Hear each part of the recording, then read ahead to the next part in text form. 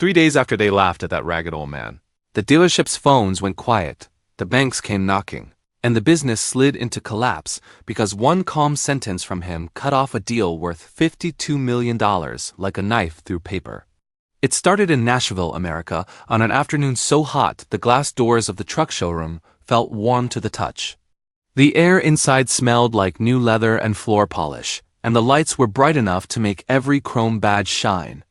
People in press shirts walked around with clipboards, talking like they owned the place, and customers in clean shoes drifted from one display to the next. Then the old man stepped in, and the room changed in a quiet, ugly way. Heads turned, eyes narrowed. Smiles faded. It wasn't loud, but it was clear. They thought he didn't belong. He looked rough, and not in a way that seemed planned. His jacket had frayed cuffs. His pants were faded. His hands were dark with engine dirt that had sunk into the skin. And the smell around him wasn't perfume or cologne. It was oil, metal, and sweat like someone who had been working hard with tools all morning. Most people decided in a single second what that smell meant. They didn't think hard work. They thought poor. They thought problem. But the truth was simpler. He loved fixing engines. He lived in a small gray house on Birch Hollow Lane, and beside it was a narrow garage where he spent hours taking broken parts apart and putting them back together until they ran smoothly again. He didn't dress up for that work, and he didn't change his habits just to make strangers comfortable. He walked slowly along the line of trucks, reading the labels like he truly meant it.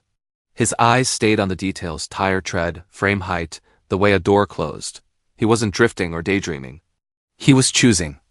At the end of the row, he stopped at the most expensive section and spoke in a plain voice that didn't beg or brag. "I want 7 Mercedes trucks," he said. "All new. Same package.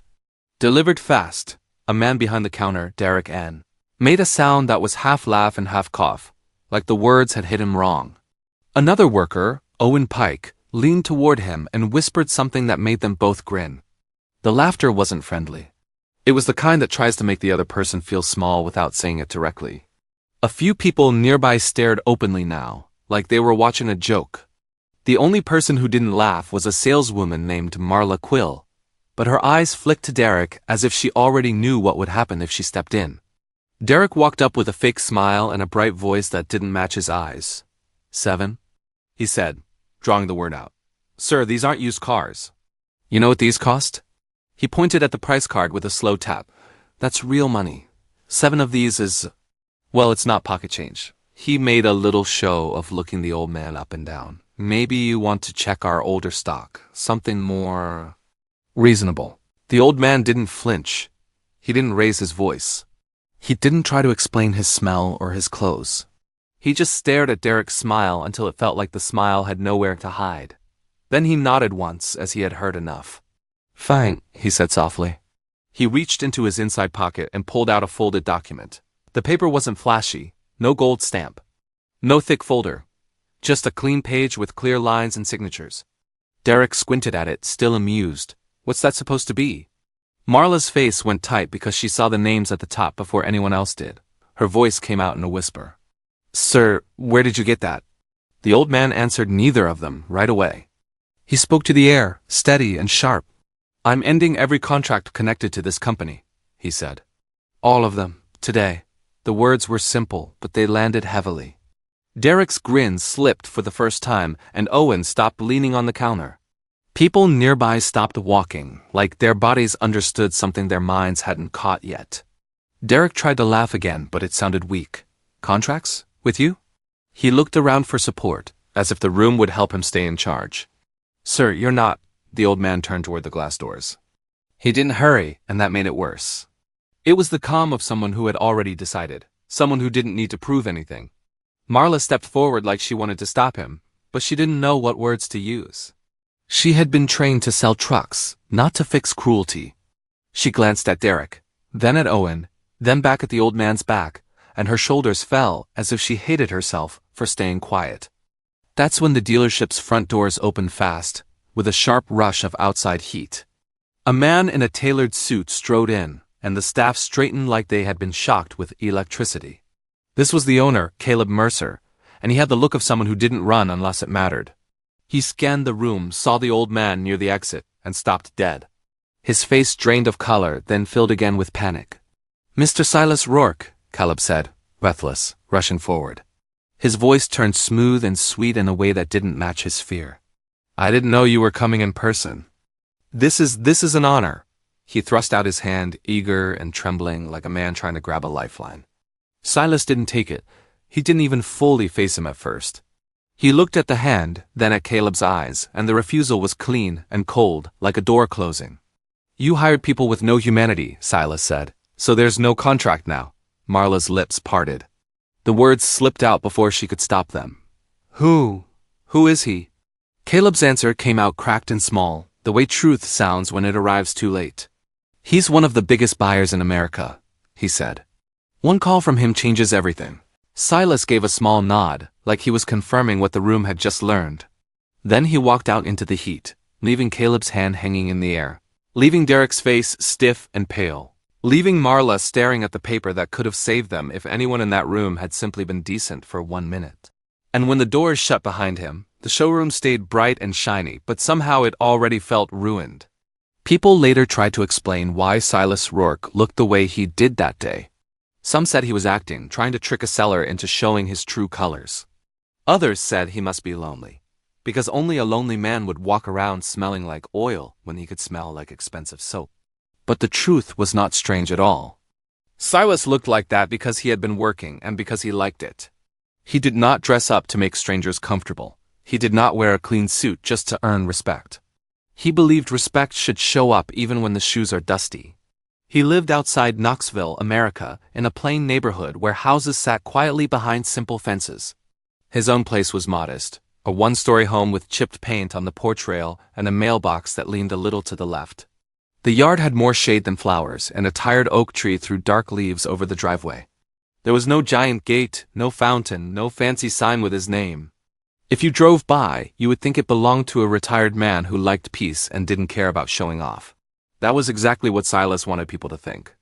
Not because he was hiding, but because he was tired of being treated like a prize and not a person. Behind the house was the part that mattered most to him. A small garage with a low roof and a narrow side door. The garage was not pretty, but it was clean and honest. Inside, the air always carried the same mix of smells: metal, rubber, oil, and the sharp bite of hand cleaner. A small radio sat on a shelf near the window, never turned up too loud. Tools hung in rows like soldiers. Wrenches are lined up by size. Screwdrivers stood straight in a jar. Rags were folded, not tossed. The floor had stains that would never fully disappear, but it was swept and clear enough to roll a jack without trouble. To Silas, that garage was more valuable than any fancy office. It was a place where things made sense. If something was broken, you found the cause, you fixed it, and you tested it until it ran right. That morning, before he drove to the dealership in Nashville, Silas had been working since sunrise. A neighbor named Janine Keller had called the day before, worried about her brother's old work truck. The truck would start, then die after a few seconds, like it were giving up. Janine's brother, Miles Keller, used it for small jobs, hauling wood, carrying tools, helping friends move heavy things. If the truck stopped working, his week would fall apart. Silas told her to bring it over early. "I'll take a look," he said. "No promises, but I'll try." Janine arrived with a nervous smile and a paper cup of coffee. She kept apologizing for bothering him. Silas waved it off, rolled up his sleeves, and listened to the engine like it was speaking a language he understood. He didn't rush. He didn't curse. He just worked, calm and steady. He checked the fuel line, tapped the filter, opened the hood wider, and traced the problem back to a cracked hose that was letting air in where it shouldn't. It was a small thing, the kind of small thing that can ruin a whole day. Silas replaced it, tightened the clamps, and started the engine again. This time it held, smooth and steady. Janine let out a breath like she had been holding it for hours. "How much do I owe you?" she asked, reaching for her wallet too fast, as if she was afraid he might change his mind. Silas shook his head. "Buy the hose," he said. "That's enough," Janine frowned. "That's it?" "You worked on it for almost 2 hours." Silas wiped his hands with a rag. "It's fine." Miles, who had come in late, stood in the driveway staring at the running engine like it was magic. "Why do you do this?" he asked. "You could charge a lot. People would pay it. You know that, right?" Silas looked at the tools on his wall. Then at the morning light cutting through the garage window. Because fixing things feels clean, he said. The world is loud. This isn't. There was another reason he didn't say out loud to them. Silas had money more than most people would ever imagine. He had built it through quiet businesses, careful deals, and long years of refusing to waste time on foolish partners. He could have paid a mechanic to fix Miles's truck and never touched a wrench again. But he had learned something early. When you look rich, people behave like actors. They smile too widely. They say, "Sir," too many times. They agree with everything. They forget what kindness is and replace it with performance. Silas hated that. He wanted to see how people acted when they thought nothing could be gained. That habit started long ago, after a deal in St. Louis, America, where a polished group of men had bowed and praised him, then cheated him the moment they thought he wasn't watching. He had recovered his loss easily, but the lie stayed with him. After that, he stopped trusting smooth voices and clean suits. He began showing up plain, sometimes even messy, so people would reveal themselves quickly. If someone was respectful anyway, he remembered them. If someone mocked him, he didn't argue. He simply stepped away and let their own character become the reason they lost. After Miles and Janine left, Silas went inside his house for a quick shower, but he didn't scrub away everything. He didn't put on a new suit. He chose a simple shirt and a worn jacket. He tied his boots the way he always did. His phone buzzed twice with messages from business partners, but he ignored them for the moment. He wasn't going to the dealership as a show. He was going as a test one he didn't even fully admit was a test until it began. On his kitchen table was a folder with numbers written neatly inside. It listed purchase plans, delivery dates, and a long contract amount. $52 million spread across months, tied to trucks, parts, and service agreements. Silas didn't smile at the number. Money wasn't the exciting part. The exciting part was building something that worked. But he was careful. He knew how fast a bad company could turn a good plan into a mess. He wanted a seller who took the work seriously, who treated people fairly, who didn't look down on anyone. If he couldn't find that, he would spend his money somewhere else without losing a wink of sleep. So he drove toward Nashville with the radio low, the same way it was low in his garage. He watched the road. He thought about engines and steel frames, about timing and trust. And by the time he walked into that bright showroom, smelling like hard work, he already knew what he was looking for. He just didn't know how quickly the people inside would fail the simplest test of all. The dealership that laughed at Silas did not understand what they had just thrown away. To them, he was only a smell, a worn jacket, and boots that didn't shine. They saw dirt on his hands and decided his pockets were empty. They treated him like a problem to remove, not a person to help. What they didn't know was that Silas was not there to see what he could afford. He was there to finish a plan that had been building for months, a plan tied to shipping routes, service contracts, and a long list of trucks that would keep their company busy for years. Silas didn't run a flashy empire with his face on billboards. His money moved quietly, the way freight moves at night. He owned a private logistics group that managed routes between major cities across America, and he preferred it that way. He didn't like noise and he didn't like attention. He liked schedules that held, drivers who got paid on time, and machines that didn't fail halfway through a job. The week before, his team had reviewed a new expansion plan that would add steady routes from Cleveland, America, to Albuquerque, America, with the first shipments starting within 60 days. The trucks he wanted were not a luxury. They were tools. The wrong trucks could ruin timelines. The wrong seller could ruin the whole project.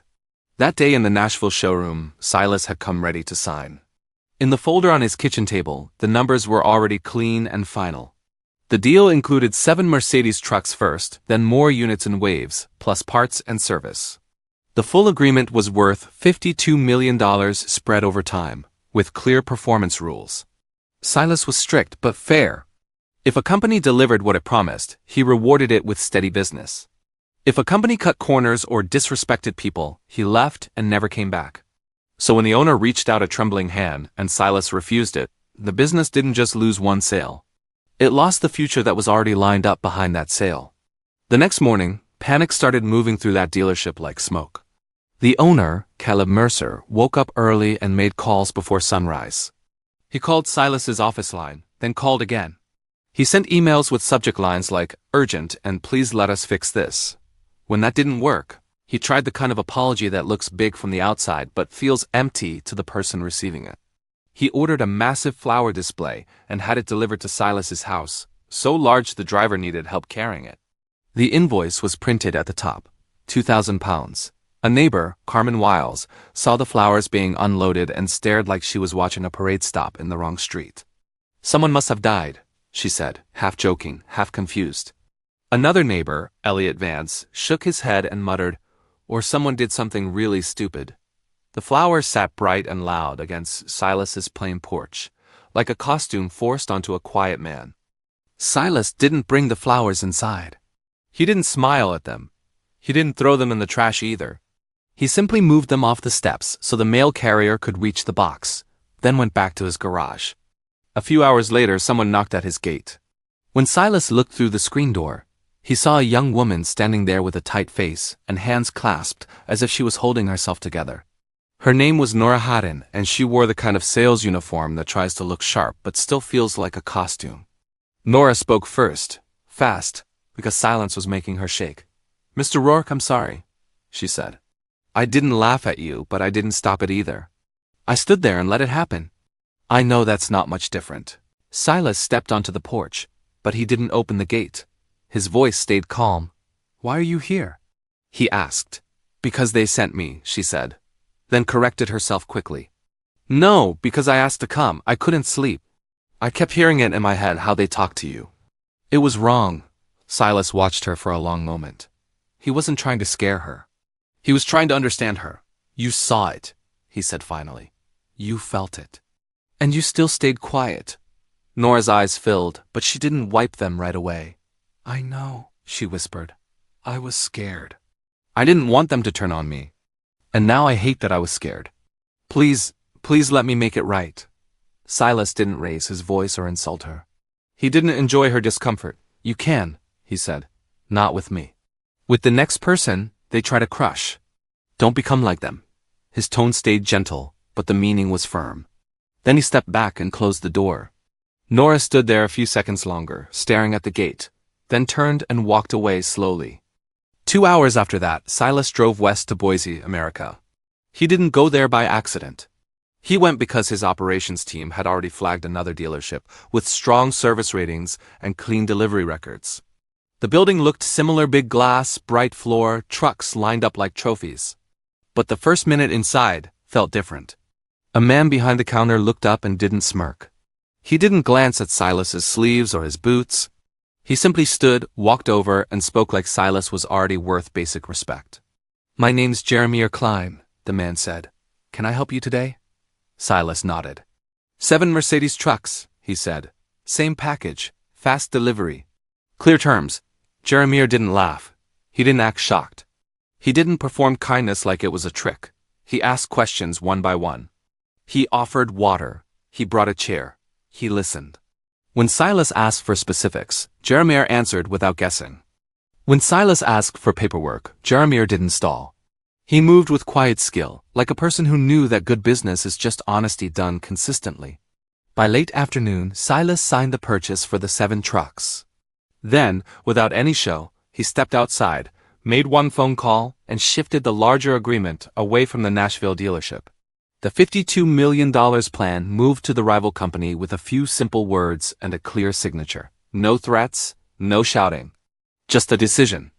Back in Nashville, Caleb Mercer was still sending emails when his finance manager walked into his office with a face that looked sick. "The expansion contract is gone," she said. "All of it. The 7 trucks, the service work, the future orders, everything." Caleb's mouth opened, but no sound came out. For the first time, he understood what his staff's laughter had cost. It wasn't just a bad moment in a showroom. It was a door closing on years of business, slammed shut by a man they never bothered to see. It didn't take long after the contract vanished for the Nashville dealership to feel the first crack. At first, the building looked the same from the road glass front. Clean signs, shiny trucks lined up like prizes. Inside, the lights still glowed, and the coffee machine still hummed, but the mood changed. People spoke in lower voices. Managers stopped smiling. Phones rang less, and when they did ring, workers watched the caller ID like they were afraid of what it might say. A business can look strong on the outside while it is already falling apart on the inside. The problem was simple. That dealership had built its plans around the promise of steady money from Silas Rourke's long agreement. They had counted it like air. They had taken loans based on future sales. They had promised suppliers that big orders were coming. They had already set aside delivery slots and hired extra hands to prepare for the rush. The $52 million plan wasn't just a number. It was the anchor holding their next year in place. When Silas moved it away with a single phone call, that anchor disappeared, and the whole structure started to drift. The first sign was small enough that some people ignored it. Overtime hours were cut. A few workers in the service bay noticed their schedules shrinking and told themselves it was temporary. Then the parts department started getting tense calls from vendors. A man named Ronald Greer, who supplied tires and brake kits, demanded to know why a payment was late. A week earlier, the dealership would have paid without a blink. Now the accounting team asked him for patience and a little more time. Ronald didn't shout. He didn't need to. His voice went cold, and that coldness carried a warning. He would stop deliveries if he wasn't paid soon. Soon after that, the bank called. Not once, but twice. A representative named Diane Holt requested a meeting to review obligations. Caleb Mercer tried to sound calm while his stomach twisted. He used the phrase market fluctuations like it were a magic spell. He blamed shipping delays and industry pressure. Diane listened, and her silence told him she wasn't buying it. Banks don't like stories, they like numbers. And their numbers were starting to look ugly. Caleb gathered his managers in the back office, where the air conditioner always ran too cold. Derek Ahn sat with his arms crossed, jaw tight, eyes darting around. Owen Pike looked like he hadn't slept. Nora Haddon stood near the door, not sitting, like she didn't want to take up space. Caleb slapped a printed report on the table and pointed at the missing revenue lines as if pointing could fix them. "We need that deal back," he said. "We need him back." "Do you understand what you've done?" Derek finally spoke, defensive and bitter. "We didn't know who he was." Caleb's face tightened. "That's the point," he snapped. "You didn't know and you didn't care." His voice lowered, sharper now. "You treated him like dirt because you thought he was nobody. And now he has shown you what a nobody can do. But even that anger couldn't change what was already happening. Word traveled fast in business circles, not as gossip but as caution. 2 partner companies quietly backed away within days. One canceled a planned joint promotion. Another delayed a scheduled bulk purchase until further notice. Each delay tightened the dealership's cash like a rope pulling tighter around the throat. The vendors didn't deliver parts unless they were paid up front. The bank pushed harder. And the dealership's own staff began looking for exits. The showroom started feeling haunted. Salespeople tried to act normal, but their laughter sounded fake now, forced and thin. The service bay slowed. The line of trucks outside stayed too full for too long, which is the opposite of what you want when you owe money. A few customers came in, looked around, and left without buying. They could sense the tension, even if they didn't know the reason. People can smell fear the way they can smell oil. A week after Silas signed with the Boise rival, the dealership opened its doors on a Monday and discovered the damage could no longer be hidden. A lockbox notice appeared on one office door, then another. Caleb's finance manager told him the bank was freezing certain accounts pending review. That same afternoon, Ronald Greer stopped all parts deliveries. By Wednesday, the dealership couldn't complete repairs, which meant more refunds, more angry customers, and more bad reviews. By Friday, Caleb stood in the parking lot staring at the building as if it had betrayed him. It hadn't, it was simply obeying the math. When the end came, it came quietly. One morning, employees arrived to find the doors locked and a printed notice taped to the glass about temporary closure. Temporary was a word meant to soften panic, but nobody believed it.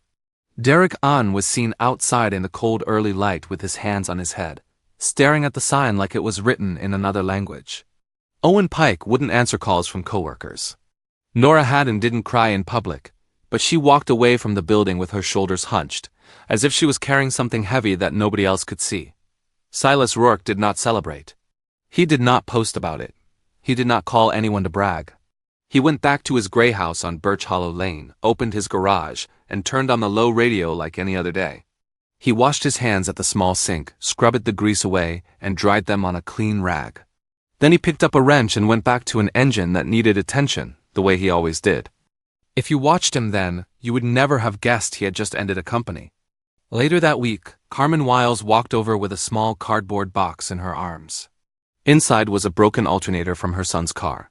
She set it down gently as it mattered. "I heard what happened," she said. Silas didn't look proud. He didn't look angry either. He looked tired, the way a person looks when they've seen the same mistake too many times. "I didn't do it to punish them," he said. "I did it because I won't build anything with people who treat others like dirt." Carmen nodded slowly. "They laughed at the wrong man," she said. Silas tightened a bolt, listening to the click of metal on metal. Then he finally looked up, calm as ever. "No," he said. "They laughed at the wrong kind of man,